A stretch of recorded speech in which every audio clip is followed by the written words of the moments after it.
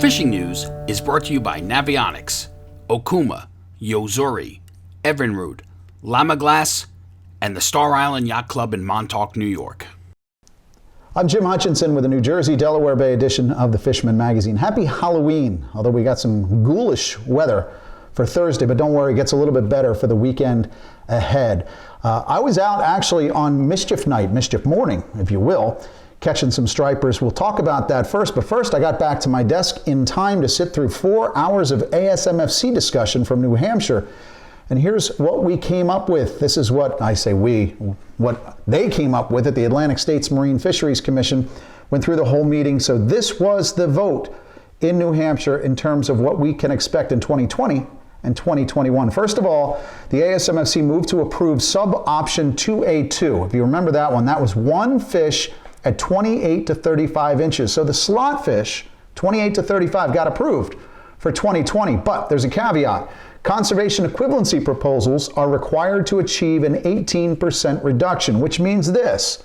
We know that the standard is 28 to 35, but the states, each one of them along the Atlantic coast, will be able to come up with their own set of regulations to meet an 18% or better reduction in harvest starting in 2020.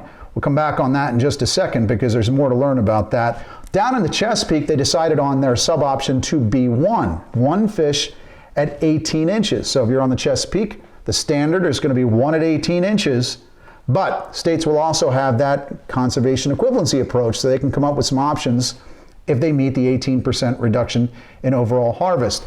There was another one, move to approve option B, requiring mandatory circle hook regulations. That passed. So yes, circle hooks will be a requirement, but down the road, because the final vote was based on this entire amendment, moved the states submit their implementation plans by November 30th. This is a quick turnaround. So the states are going to have to come back to the ASMFC by the end of November with the way they're going to address.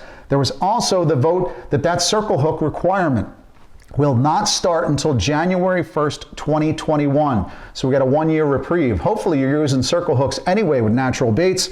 It just makes sense, but that requirement for circle hooks won't come down the pike until 2021. So here in New Jersey, here's what you're looking at. We have a meeting of the New Jersey Marine Fisheries Council next Thursday, November 7th. That's going to be in Galloway Township at 5 p.m.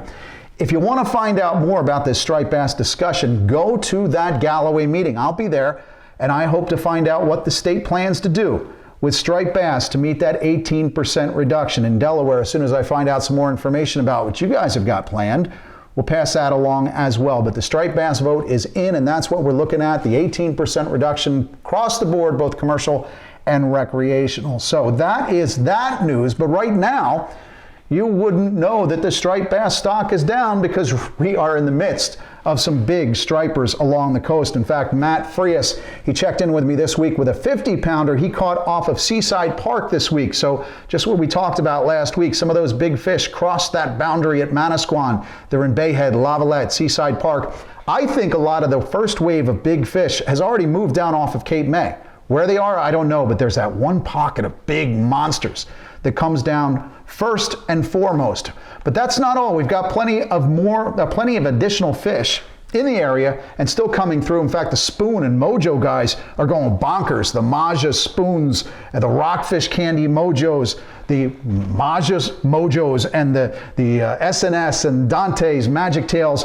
You can expect to see a lot of these manufacturers too in our local waters testing some of the manufacturers' products that they've got because we've got a pretty significant bass bite right now. In fact, the guys from Penn, they were out putting their brand new Fathom reel to work and ended up with a 51-inch, 50-pound striper, that Fathom reel. In fact, Chris Gatley told me that Fathom handled that 50-pound striper pretty smoothly. The drag was just awesome. We actually got out this week as well. On Wednesday, was out with Captain Erwin Heinrich of Scales and Tails. Had the guys from Tsunami out. We were testing some of the Tsunami products, the swim shads, and everything else that they've got in the arsenal. In fact, Jerry Gomber tells me the Saltex 3000 is coming. It's on a plane. It's on its way. Folks have been waiting for that. We got a chance to use that on Wednesday. Tsunami working on new inline circles for the future on talking poppers. They still hooked fish, released pretty easily as well. We threw some sand eel imitations, we threw those swim shads, we threw the poppers, and it was a wonderful time, and we released a heck of a lot of fish because those bass were up inside the Raritan, piling on birds. The birds wheeling and diving and bass up top, bunker flying out of the water. That is a good sign for the entire Jersey Shore, because I think there are some fish that are coming down the East River. There's still some bass coming down the South Shore of Long Island, and they're also pushing up inside the Raritan. It's only a matter of time before that bunker flows out of the Raritan Bay and down the coast. I don't want that to happen to you guys on the Raritan, obviously, but the rest of the Jersey Shore and Delaware coast would like a shot at those stripers as well. Water temperatures in the upper reaches of the Raritan on Wednesday, 60 degrees. Still warm for this time of year. We're getting ready to head into November, and the water's still warm. The bunker and bass are still pushing to the west. It's only a matter of time, and I expect we're going to have a gangbusters November. Surf-wise, in addition to the chunks or clams, keep a variety in your plug bag.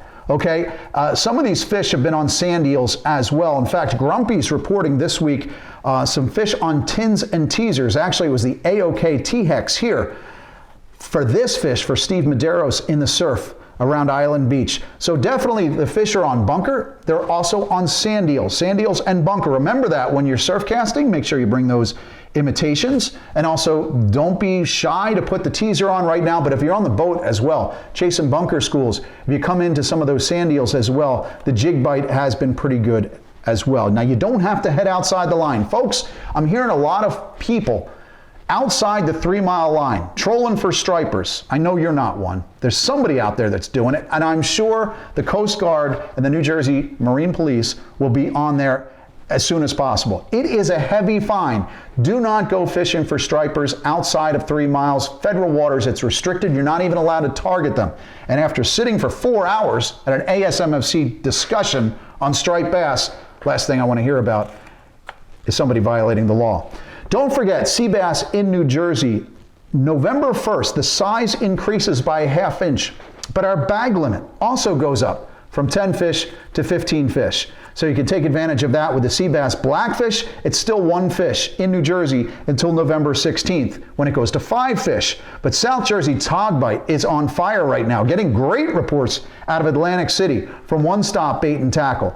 The togs are on fire on those rocks. In fact, Cody here got a good 23¼ incher down in Sea Isle on a greenie. Checked in with the folks at Sea Isle Bait and Tackle. So that's definitely an option for you land-based fishermen. It's only a 1 fish limit right now in New Jersey, but the tog are hot and heavy on those jetties.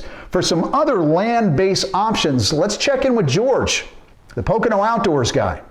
Well, hey, Jim, here we are just a couple of days away from November, and I'll tell you, the weather's got things really screwy. I think the fish are just as confused as we are. It's warm, it's cool, it's warm, it's cool, and fishing's been really tough. I mean, this is supposed to be the best time of year, but a couple of guys are getting on fish. Here's Charlie Roberts with a couple of really nice stripers he picked up at the local lake, and this one here is being his biggest. That's a nice little striper for anybody, fresh or saltwater. Now, like I said, it's like Groundhog Day. The trout guys are still having fun. They're out catching some nice browns. Here's Jeremy Cruz with a couple of nice browns and some of the local creeks. There's still lots of fishing, guys. I know it's a little tougher, but hang in there. Get out and get on them. From Pennsylvania, I'm George, your Pocono Outdoors Guy. Subscribers, issue 35 of the year is in your mailbox this week. The weekly edition. You've only got a couple more left. 2 more weeklies before the 2019 weekly run ends. And of course, December is coming up, and our December holiday gift buyer's guide, all the stuff that you want to put on your Christmas list or maybe for others. While print publishing work is lightening up, I'll tell you what, the action is getting hot and heavy along the Jersey Shore, just in time for me to take a little bit of time off and get on it myself. You get on it as soon as possible. It looks like a good weekend ahead after our gloomy Thursday Halloween. Catch them up. We'll see you again next week right here at thefisherman.com. Win the incredible Steigercraft Evinrude Lowrance Grand Prize Boat Package and more in the Fisherman's 2019 Dream Boat Fishing Challenge. Get the details now at thefisherman.com.